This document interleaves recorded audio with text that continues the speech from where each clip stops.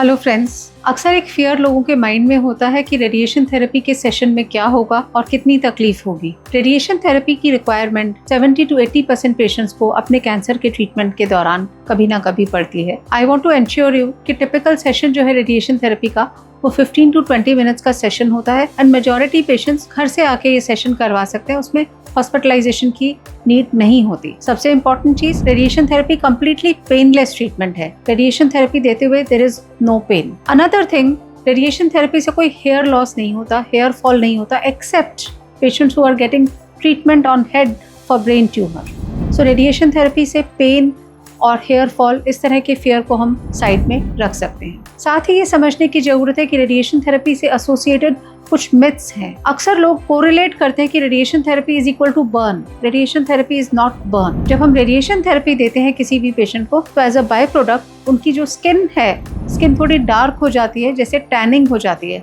But that is not burn. Radiation therapy में painless ionising non visible rays होती हैं जो जाके कैंसर सेल्स के डीएनए को खत्म करती हैं। इट इज नॉट बर्निंग और चारिंग in any ways.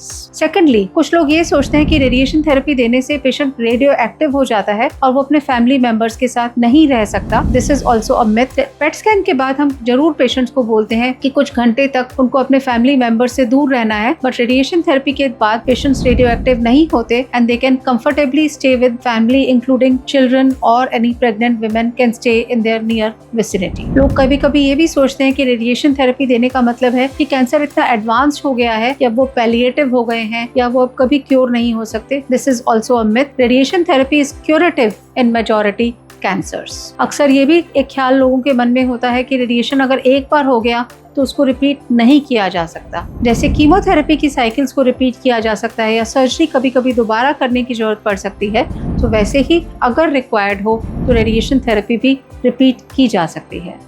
My only suggestion to everyone who is watching this is कि रेडिएशन थेरेपी एक बहुत ही सेफ, इफेक्टिव और प्रिसाइज ट्रीटमेंट है। अपने ऑन्कोलॉजिस्ट से डिस्कस करके अपने मिसकंसेप्शंस को क्लियर करिए। Thank you.